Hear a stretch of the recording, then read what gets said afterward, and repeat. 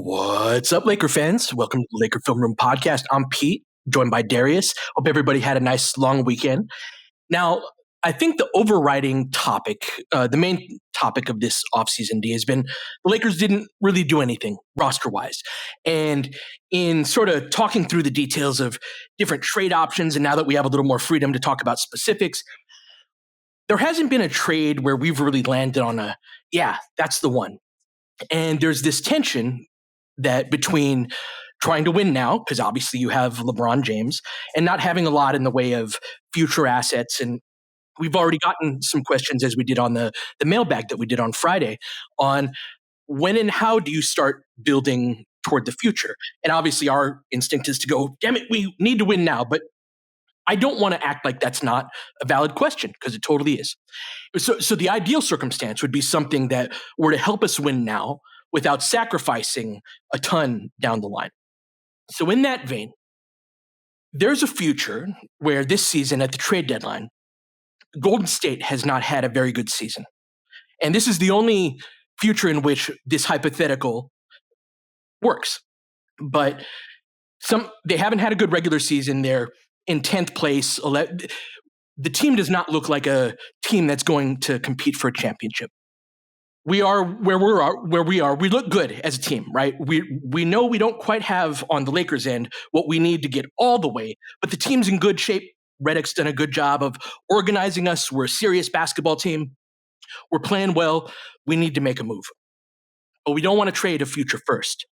If Golden State is in that position at the deadline, I think there's a great deal of value in getting off of the Draymond and Wiggins contracts. And so I kick that hypothetical to you with all that implies.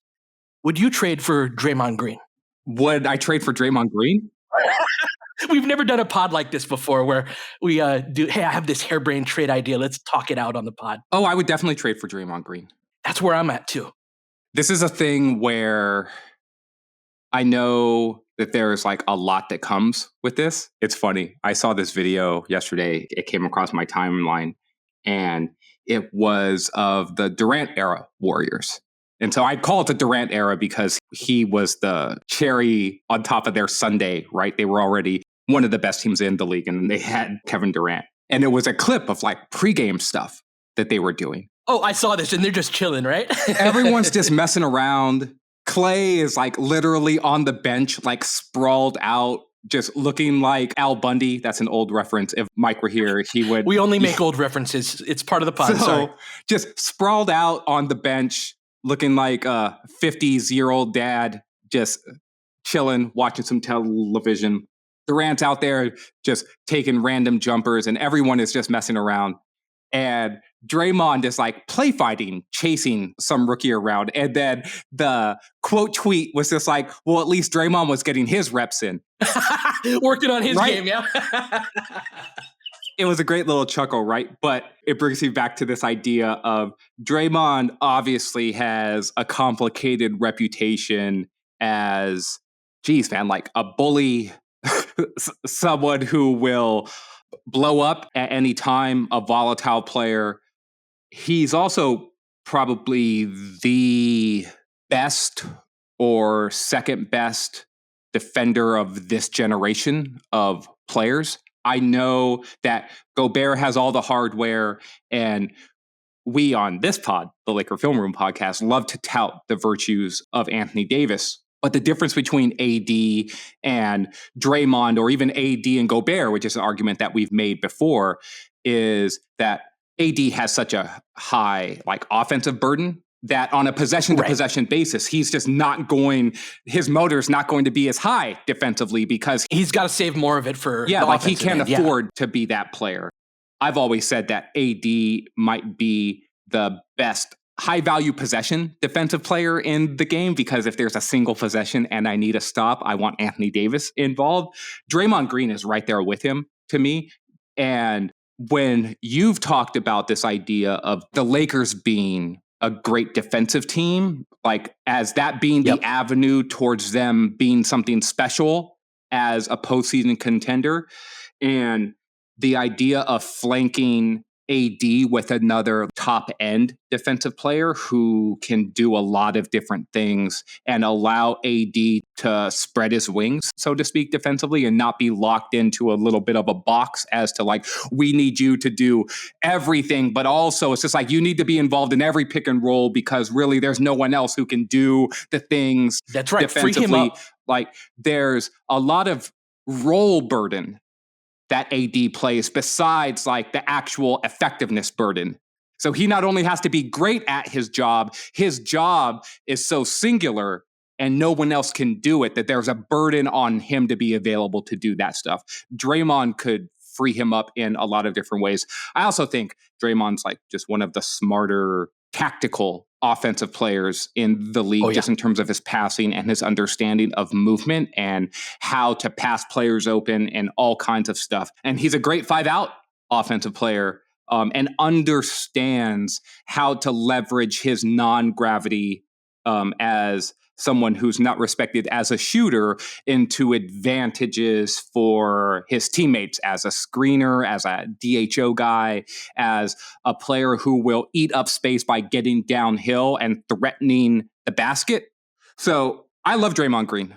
I'd take him on my team any day of the week. And to me, I know that there's a lot of the spacing and like the leadership, like personalities. We'll talk about that going forward. Yeah. Rubbing people the wrong way. Yeah, I get all that. Give me the winner. And I'll try to figure it out at the end. Very similar to like how I viewed Rodman in like the Bulls years after he basically like tormented the Spurs and as sort of like this guy who looked like he was just the king of dysfunction. And then it's like, yeah, guess what? A three-peat later. And it's just like, oh yeah, that dude. Pretty good. Pretty good. Yeah, that brand of defensive talent. I just think he would free up both AD and LeBron on both ends of the floor for different reasons. Defensively, he frees up AD to put out whatever fire. Like if you can do some incredible things with the back line of LeBron, Draymond, and AD. Is it an 82? Like there, you could talk about if it were to happen, obviously we'd talk about getting through 82 and all of that, but he fits our timeline. He makes $24 million. I think that it's reasonable to especially after watching them this summer and even in the playoffs, to expect LeBron and AD to be very, very good for the next 2-3 years. And I think that's the length of Draymond's contract. He's got 2 more years guaranteed and then a player option after that. So I think that there is going to be some point where we're going to have to take our medicine probably into the in the 27-ish type of year would be my guess. But I think that if you trade for a guy like that, you can kind of squeeze out one more window, which I think is the goal. And so let's take an early break here. I appreciate you entertaining my idea. Let's talk through it a little more.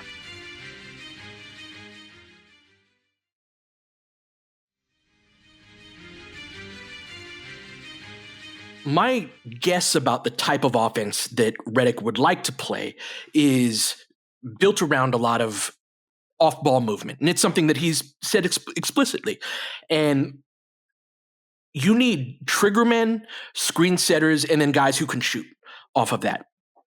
Draymond Green is one of the great trigger men of all time in those 5-out type of spots. He's one of the guys that really kind of revolutionized the sport toward more and more teams playing that way. With obviously with Steph and Clay coming off those screens, and we talked about them so much, but that guy at the top of the key, that hub, that guy that can be like, hey, I'm the quarterback. That's actually probably the best analogy I could come up with. Is it's sort of like a quarterback in the NFL back in the pocket and the receivers are running around and he could be like, okay, here, I'm going to give the ball here. That's what that position does a lot.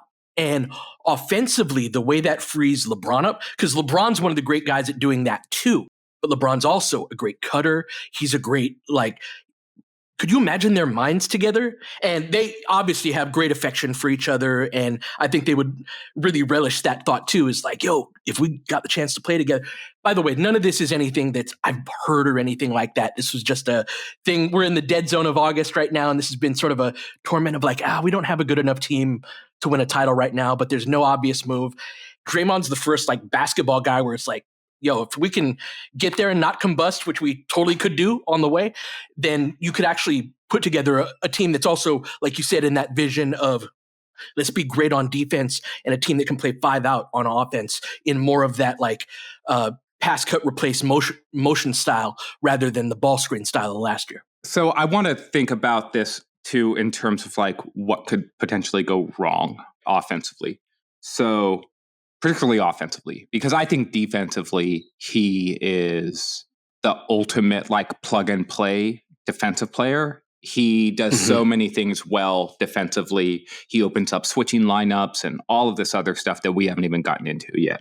Offensively, there is a shooting burden that then has to be picked up by other players. Draymond is a great short roll player, but one of the ways you get into the short roll is by having two players on the ball. And Draymond found the best partner he could have ever imagined in order to get two on the ball with Steph Curry. No kidding. And so remember the year that Randall Cunningham, like this is an old Vikings thing, so Mike's going to be like doing Birdman hands right now when he listens to the pod.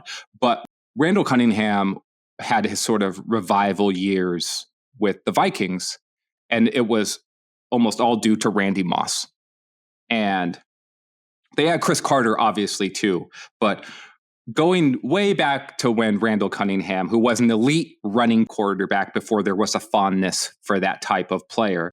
Also, if there's like a 3-and-D prototype in basketball, to me, there's a prototype in football where it's just like the running quarterback who has a cannon for an arm and just throws the deep ball. Michael Vick and, just fling it 70 yards downfield. Right? Yep. Cunningham. There was a lot of guys like that. McNair was like that to a certain extent. Steve McNair, rest in peace. And so I bring all this up because Cunningham threw this beautiful deep ball. And he ended up being teamed up with probably the best deep ball receiver to ever play in the game, which is Randy Moss. It's just like, there's a whole, like, you got mossed. Like, there's a whole term for it when the dude would put his hand up and just run by defenders. So very simpatico between those two dudes. Draymond's him and Steph are the essence of that in a basketball sense in terms of how their skill sets play off of each other. And offensively, there needs to be an understanding of how to optimize Draymond Green. And while understanding his intellect and all of the stuff that his passing, his view of how to see the court, none of that stuff changes. But his ability to get into the spots on the floor in which all of that stuff opens up to the level that it's opened up with the Warriors requires a certain amount of like other things around him to help him flourish in that way. And so to me, it's not even necessarily about him playing with another non-shooting big. He's done that a bunch of times throughout his career, and they've been very successful. It's just like he won a championship with Andrew Bogut in the same way he won a championship with Kevon Looney. Neither of those dudes were shooters or floor spacers at all. In fact, neither of them were really lob threats either. So they're not vertical guys either. But what he's always had is like shooting guards or shooting wings that leverage the idea of like, oh, I'm a DHO guy, or, oh, we're running actions off of the ball in order to utilize his passing skill. And so I kick it to you with that idea, Pete. It's like, one of the things that you would hope to have then if you're the Lakers are shooters who are out there, especially as shooters, both at like on the wing. But if he's playing minutes with LeBron and AD, one of those spots then is already LeBron, who for all of his glory and all of the like catch and shoot prowess that he showed last season and his uptick in 3-point volume and everything else is not Kevin Durant running around out there. He's not Klay Thompson running around out there. And even if he were, defenses still would not treat him that way because of like his downhill and cutting ability. So puts a lot of pressure on the guards.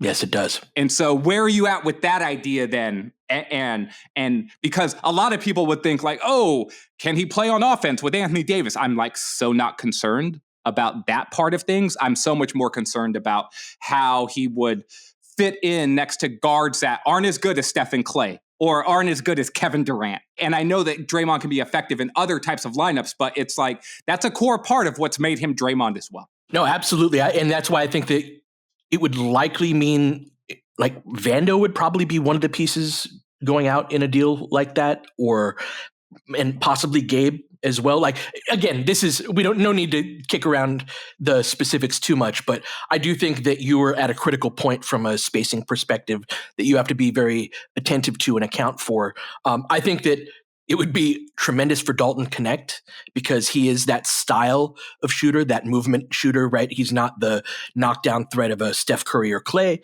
to that degree, but he's very good and puts a lot of pressure on the rim. He gives us a guy, we'll do a subtopic on this if it plays out this way and we have a lot of off-ball movement once we have tape of it.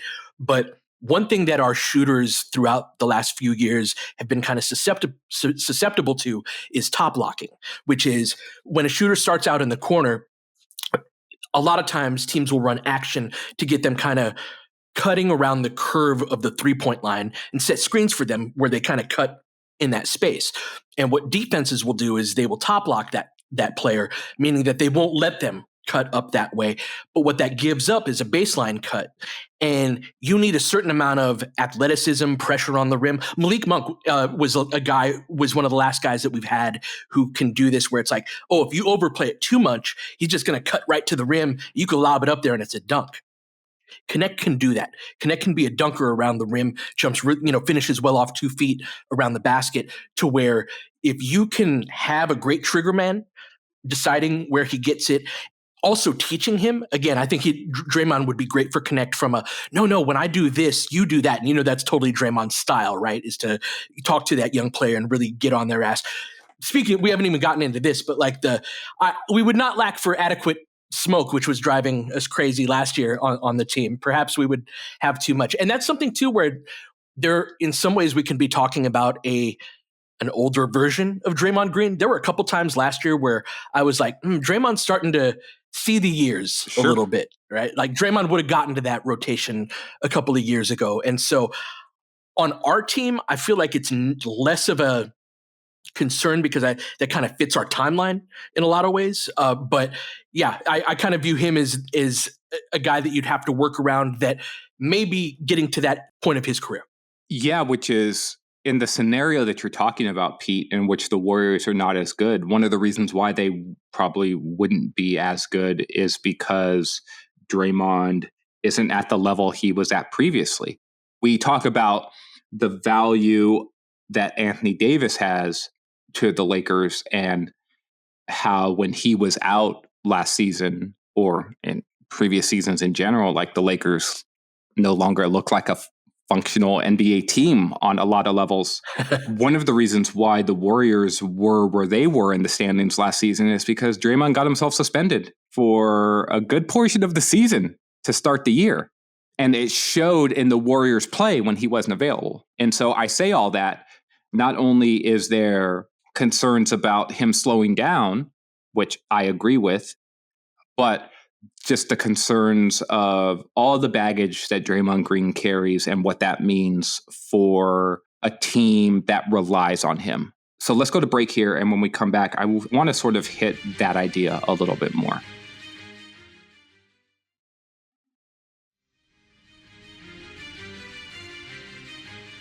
As we age, we have both a better understanding of what our limitations are and also a lack of understanding of how those limitations impact us on a day-to-day basis until you're actually doing the thing that you can no longer do. Right? Uh-huh. And so it's like muscle memory kicks in when you're in the middle of doing something, and then suddenly you're trying to do something. And even if you knew beforehand that this was a bad idea, your brain no longer knows that when it's in the moment. And then when you can't do that thing anymore, frustration often occurs. Oh, yeah. I'm saying this as a setup regarding Draymond particularly. Yeah.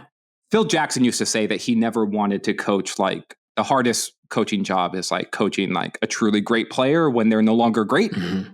And I'll be very interested with Draymond especially, whether or not he is a player who, how he ages, and not only how he ages, but how that impacts his temperament, which is already like running hot a lot of the times, right? Because it's very easy that when you lose your fastball, but is a fastball pitcher, that frustration then starts to boil over a little bit. And when you're already hot-headed, that could be a calamitous situation, to say the least. Oh, yeah. And so where are you at in terms of all of the Draymond extra stuff? Because you don't trade for Draymond, the defensive savant and offensive That's right. genius. You trade for all of it. Right? It's just like there's that other part too.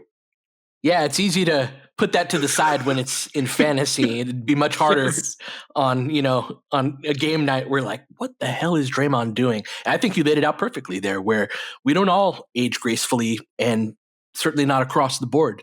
And as we get older, we can become more stubborn and more hard-headed and more frustrated in our inabilities and things that we used to be able to do but can't do anymore. And yeah, Draymond's a great candidate for that being an awful experience, And so earlier I was talking about how he would help both LeBron and AD, but I also think that both LeBron and AD would help him. With LeBron, I think it's more on a personal level. They seem to have a great deal of admiration for each other. That obviously Draymond admires Steph. It's not a difference there, but I think that there is a different dynamic there that I think that could be beneficial, right? I don't know for sure, but in a more tangible sense, Draymond's been the center of their defensive universe on the interior for a long time. Now, a guy like Kevon Looney could board. Bogut could block shots. He was a very good defender, but that was a long time ago.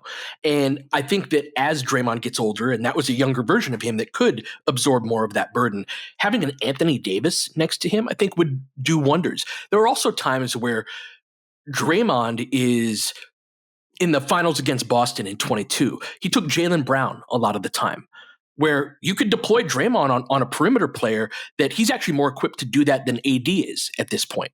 And so I just see a lot of kind of symbiosis between them defensively. It's not hard to talk yourself into, hey, Draymond and Anthony Davis would be great together on defense, right? No duh. But I do think that there would be some collective relief for Draymond, but also in the LA spotlight, everything's going to be a big freaking deal. Not like Golden State isn't, right? But I do think that there's a great deal of combustibility there, no doubt. Yeah, there is a concern there that it wouldn't stop me from making a deal, right? But it would be a concern, and it'd be a concern that I think you would have to carry from night to night to night. There's a certain amount of understanding I have about this because I watch the Warriors a lot, or they're on a lot in my house.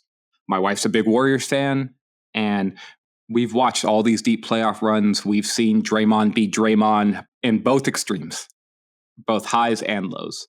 And if I told you the number of times that my wife or even my kids who have grown up watching a lot of Warriors and Lakers basketball too have been like, oh, Draymond, like, again, it's commonplace. And if you don't sort of understand it on a day-to-day basis, then it's like you think you sort of know because of all the coverage and how... No, he can't turn it off. He really can't. And it's just, it's like who he is as a player. Like one of the things that's happened since Kobe Bryant passed away, for example, is like I get all of these videos of like all the scoring and all the highlights and everything else. And like, I love watching that stuff. It's like this great reminder of how great he was as a player. I get these clips and it's like all defensive stuff, or I get these clips and it's all the passes, or it's all the incredible contested shots that he makes. But other times I get these clips and it's like players, former teammates. Like I got some clips the other day, and I think it might have been from that Hulu series, but it was like Rick Fox talking about those moments where they had to confront Kobe about being selfish, or Robert Horry talking about those moments, Brian Shaw talking about those moments, and that not being able to turn it off. I remember that side of Kobe too, right? Like the part that would like drive teammates a little bit nutty, or where he would push them a little bit too far. And it was just like, those were the complications that make you the whole player. They make you the whole person. And I say this a lot, that it's just like, you don't get those highs of like what it means to like cheer for and like celebrate a player without some of the lows. No one is perfect, and you have to embrace all of that. And it's one of the reasons why memories of people who we've lost are so meaningful. When you reflect on all of those positive moments, one of the reasons why they're so positive is because those negative moments existed in the first place. And like those things help make the person whole in your mind. Because if all they are is this vision of greatness and infallibility, then it's just like you're rooting for something that's not a person.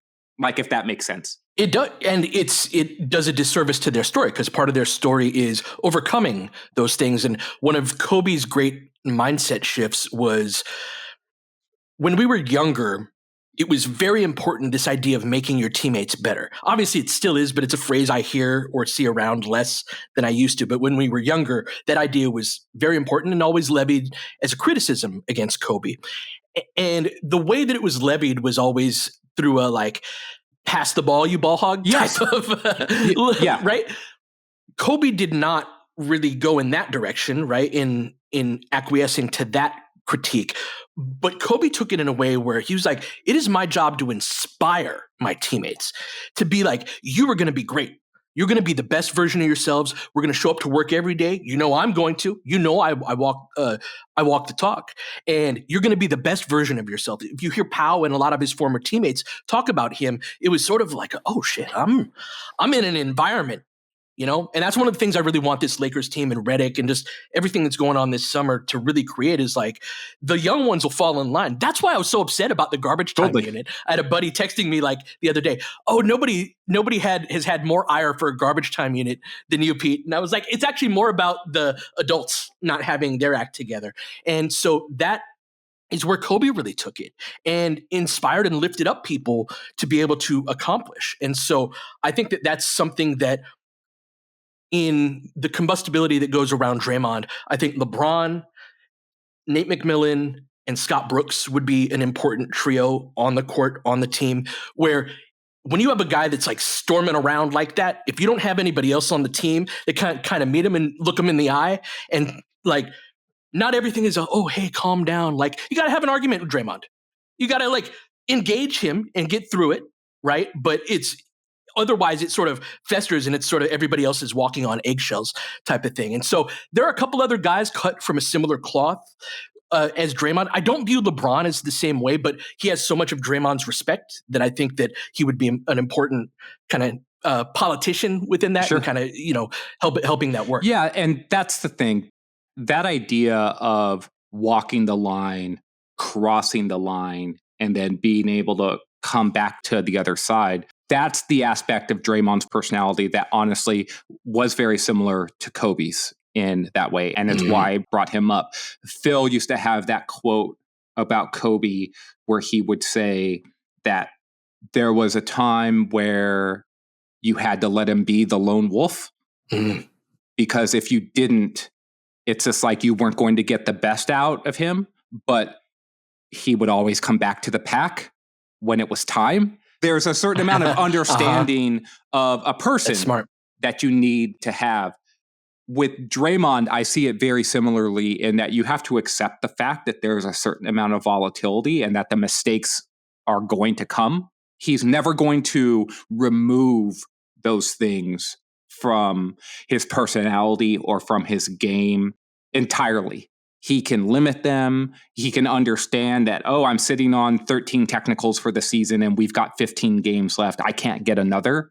And I think that he'll do a very good job in those instances, but not always.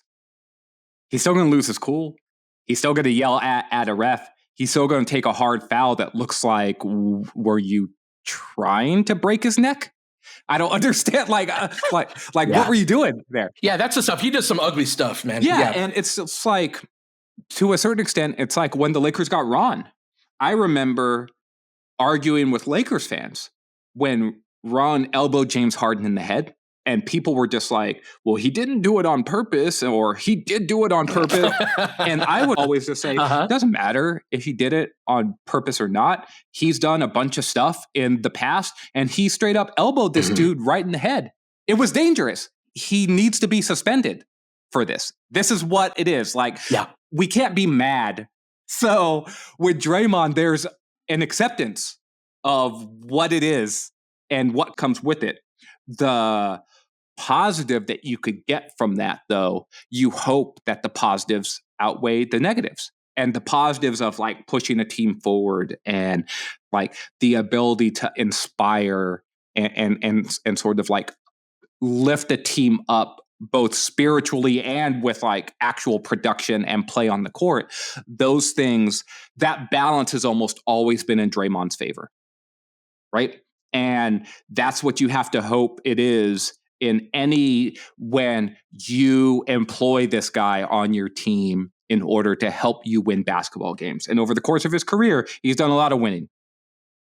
And so that's the part where it's just like, okay, is it worth the risk? And this is a dude that I love it. Like, I don't love everything that comes with it. I think it's a plausible guy that is really good, that can compete at the highest levels of basketball, who you could probably get without giving up a first, right? This is the whole premise of like, can he help us now without screwing us down the line? So thank you for entertaining a trade idea. It's fun to be able to do a pod like this.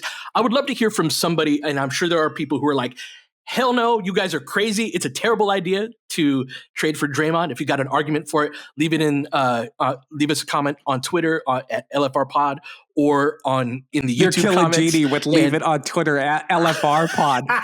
You're like, I don't tweet anymore. Hey, you can't put it in my account. That's right. Welcome back from vacation, Genie. You've been listening to Laker Film Room Podcast. We'll catch you guys next time. James has got it in low to McHale. McHale wants to turn his double team. Just pass out in front, broken up by Worthy. Tip to Magic. Worthy dies on his belly. Magic scores. There's Magic, got it. Magic fires. It's good. They will. Lakers win the game. The Lakers win the game. Rebound of Lonnie. 3 seconds left. Van Exel to win it. It's on the way. Good. Kobe Bryant, 48 points, 16 rebounds. Shot with his 8th block shot that ties an NBA Finals record. A lot of Laker fans sticking around for this. You're seeing something that's very rare indeed. A Laker to get MVP chance in Boston. Of all places. Are you kidding me? Kobe, hard to believe. Are you kidding me? Unreal. Are you kidding me? Lakers looking to push. Bryant spinning in the lane. Back for Gasol. Pretty pass. And it's back to a 3-point game. Kobe Bryant picked up by Bell. There's the move. 2, 1. Listen. Unbelievable. For the victory. It's over. Shot clock now to 5. Bryant. Yes.